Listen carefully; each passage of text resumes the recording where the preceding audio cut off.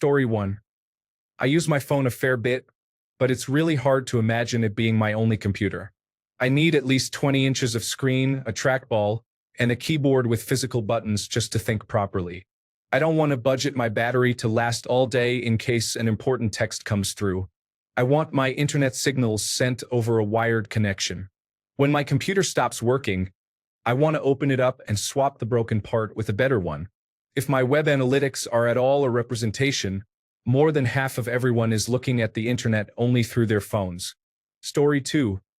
I have trained 3 early 20s coworkers who do not use the shift key to capitalize letters.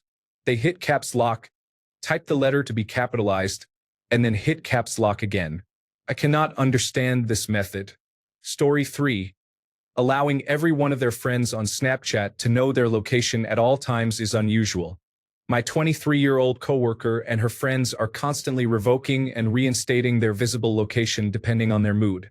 If someone notices they can't see where another person is, they'll bring it up, wondering what they did to upset them. Her best friend will ask her to check her boyfriend's location, ensuring it matches with whoever he said he would be with. I told my coworker that it's strange for everyone you know to know your location. I can somewhat understand family members knowing, but even then, my siblings don't need to know where I am all the time, and my parents should probably stop constantly checking once I turn 18, or at least 21. Her sister will text her asking why she visited certain places because she constantly monitors her location. They have an app on their phones so they can always see where family members are. Her dad texted her once she got home and didn't come inside after 5 minutes, knowing she had just arrived. She was simply typing a reply to a friend before getting out of her car. Again, she's 23. I suppose if you grow up with it, you don't find it weird. I'm 43, and I certainly didn't grow up with people having the ability to know my location at all times unless I informed them or called them. Story 4. The popularity of nuisance streamers among younger people is concerning. I do not find being a public nuisance entertaining or funny, especially when it is being filmed. In general, the trend of filming, photographing, and trying to create content from one's entire life in the vain hope of becoming internet famous is perplexing. The last thing I would want is to have my entire life posted on the internet. Story 5. Committing crimes as part of social media trends, especially the challenge of licking ice cream at the store and putting it back, is a direct violation of health codes. Story 6. Binge-watching short videos means you never engage with anything that has a plot or storyline. It's just a collection of 10 to 60-second videos, and most of them are uninteresting. Story 7. Just watching videos in public without headphones. Where are your headphones? I don't want to hear your TikTok clips. Story 8. Making fun of another child because they don't have a specific water tumbler sounds like someone is trying to parody making fun of other children for having the wrong brand of clothes or phone. Story 9. Making every phone call via speakerphone, especially when holding the phone directly next to their head because they cannot hear. Story 10. Being unable to read beyond sight words is a significant issue. Some individuals can read, but not in the same way most people can. They recognize words similarly to how one might recognize the picture of a bee. Much of their reading relies on sight recognition. They do not sound out all the letters. If they encounter a word they do not know, they might still have the skills to read it or at least make an educated guess. As a teacher, I have been hearing more complaints from higher grades, even into high school, that many students are not able to sound out words or read in the way we were taught. While not all students fall into this category, it is a widespread concern that baffles me. I genuinely cannot tell if this is some elaborate joke. From my conversations, students are aware of which letters correspond to specific sounds. For instance, a makes I and ah. However, they struggle to use this knowledge functionally when faced with unfamiliar words. This skill seems to have gone unchallenged, and because these students could read by sight, the issue was not recognized until recently. I hope this is only a problem in our small town and not widespread, as I am unsure where to begin addressing such a substantial oversight. I recently saw my comment on another platform about reading issues. What parallel universe have I fallen into? Story 11. I run a restaurant and employ several young people. Every person under 25 has bangs, some significantly longer than the rest of their hair. I call them flock of seagulls, but they don't get the reference. Story 12. I find many younger people to be very fearful, hyperfixating on the worst possible outcomes even though the actual chance is so low it is not worth worrying about. Those individuals will get older and face many regrets. Story 13. It's not a massive gap, but I don't understand people aged 14 to 24. I'm 30, and there seems to be an underlying fear that many of them have. Not all, but many of the ones I know. Things I can say as a joke to friends my age sometimes scare them, and I find myself constantly reassuring them. Story 14. Committing crimes, recording them in the act, and then posting them online for attention. When their recordings are played as evidence, they all look shocked. Story 15. Calling anyone with a different opinion a troll happens repeatedly. I do not understand this behavior, and I can only feel pity. Story 16. Getting upset about punctuation in a text is simply a matter of basic English literacy. Why does everything have to be a run-on sentence? Story 17. I listened to a 23-year-old, who is more than a decade younger than me, say she wanted to start preventative Botox. Girl. Note: I have no problem with the medical use of Botox. Story 18. Getting overly sensitive about sex is becoming problematic. While it's important for children to have a healthy understanding of sexuality, equating sexual attraction with objectification and labeling a standard romantic scene in a movie as traumatic is concerning. Sex is not something to be trivialized, but it is a natural aspect of life. Excessive sensitivity around the topic can lead to negative consequences for many individuals. Story 19. I am baffled by how poorly educated young people are these days. History, geography, science, mathematics, and literature, so much knowledge is missing. Story 20. One thing that baffles me about the younger generation is their reliance on social media for validation and self-worth. It's puzzling how much their mood and self-esteem can depend on likes and comments, creating a constant need for online approval. It seems like a stressful way to navigate life. Story 21. The hyperreactive crowd focuses on a single sentence or concept and jumps to virtue signaling on issues that are either none of their business or about which they are unqualified to speak. This loud minority is so confidently incorrect that they resemble older generations at this point. Story 22. Grammar. I'm not even referring to missing commas.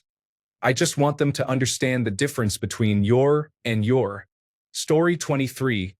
Not using condoms. My generation was raised hearing about Ryan White and watching special episodes about the dangers of AIDS and similar issues. However, it seems some younger individuals are no longer concerned about it. Story 24. One thing that baffles me is how much time and energy the younger generation spends on social media. It's amazing to see how often they are on their phones, checking notifications, posting updates, and scrolling through endless feeds. I can't imagine being so connected to technology all the time without taking breaks to be present in the moment. It's a completely different way of living that I struggle to understand. Story 25. That Brillo pad broccoli hair that is popular among young people these days is the reason teenagers aren't engaging in sexual activity. This hairstyle is likely to cause pregnancy rates to plummet dramatically. Story 26. A group of teenagers in the parking lot was discussing Scientology, and they seemed genuinely interested in it as a religion. I've never hit a child before, but their perspectives really needed to be reset. Story 27. The 1990s and early 2000s finally convinced everyone that smoking cigarettes was harmful, only for kids to be vaping now. Story 28. For a generation that loves social media, we are quite antisocial. Many of us struggle to hold conversations or try to avoid them entirely. Another concern is the declining literacy rates among this generation, despite our love for social media. Cell phones have contributed to a significant decline in cognitive function, as many people find it difficult to function without them, which baffles me. My parents did not buy me a phone until I was a sophomore in high school, and it frustrated me when people asked me how to do things instead of using common sense to figure it out. I have also observed a notable decline in critical thinking skills. I hope this comment is not too harsh, but as a member of one of the younger generations, I feel frustrated and annoyed. Please enlighten me if I am mistaken about any of this. Story 29. Whatever that strange TikTok trend is where people pretend to eat ice cream or hot dogs during a live stream in public. Story 30. Refusing to learn to drive is understandable. Many people prefer to live in areas with good walkability, transit options, and biking infrastructure. However, being unwilling to learn at all can be problematic. Driving is an important life skill, and there may be emergencies where knowing how to drive becomes essential. Story 31.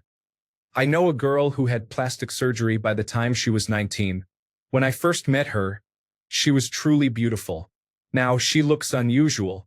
Story 32.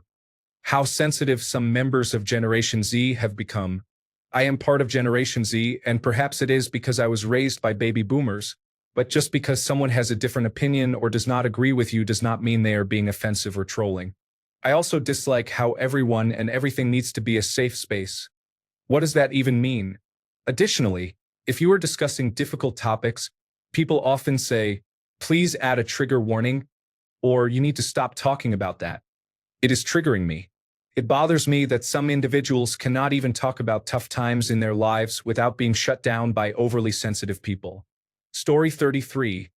Wearing earbuds at work during a shift on an active, collaborative team can be problematic. While earbuds may not be an issue for quiet, focused tasks or situations where immediate communication is not required, they often signal a do not talk to me message, making them feel inappropriate in a collaborative environment. In environments like a metal fabrication lab, lack of full attention caused by earbuds can lead to serious hazards. Additionally, wearing them might convey a lack of respect towards coworkers. While individuals may not have an obligation to treat their colleagues with more than basic respect and courtesy, fostering friendly connections at work can enhance the experience for everyone involved. Story 34. It is what they are not doing that is absolutely baffling. We recently hired a recent college graduate, and he does not know how to sign his name. No joke. He signs his papers in block letters, cannot read cursive, and has no signature.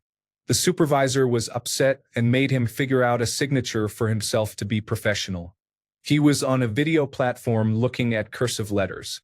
Story 35. 70s porn fashion. My son's friend came over to see him, and I thought he was here to clean the pool. Story 36. Today on Reddit, someone told me they refuse to show up for an initial job interview that is in person.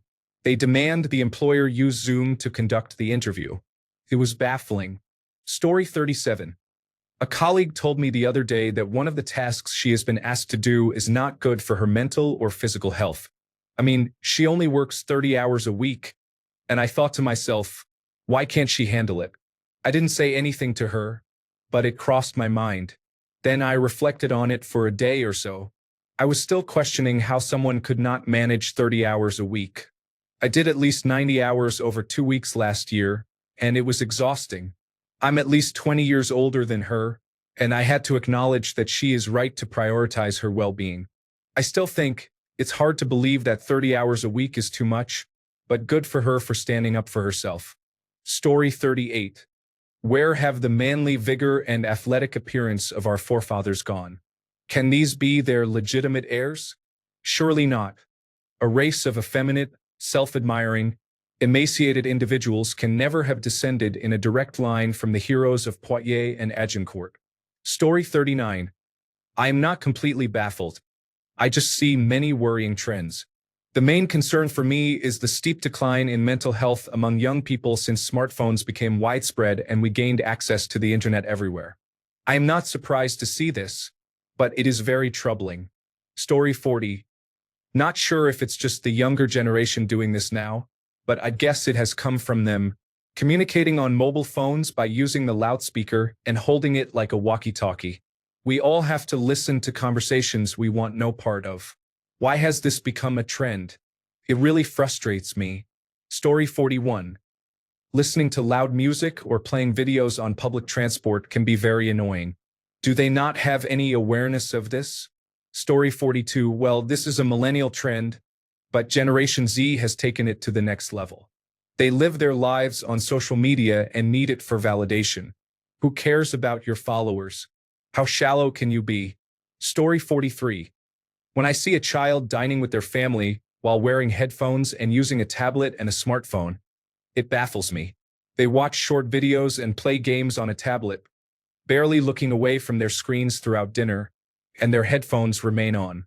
It is concerning to see them becoming more focused on technology than on human interaction. Unfortunately, they are not engaged in anything impressive, like advanced games or educational activities. Instead, they are merely passing time. The family also pays little attention to this engagement. As a result, these children may develop significantly poor attention spans and social skills. Story 44. 10-year-olds taking Stanley cups or similar containers to school is quite absurd. Carrying bottles that are bigger than they are and likely heavier seems unnecessary. Additionally, what's with them watching children unboxing and playing with toys on YouTube? My daughter has some of the same toys sitting in our living room. Thanks a bunch for sticking around till the end of the video. Remember to subscribe, and until next time, stay awesome and goodbye.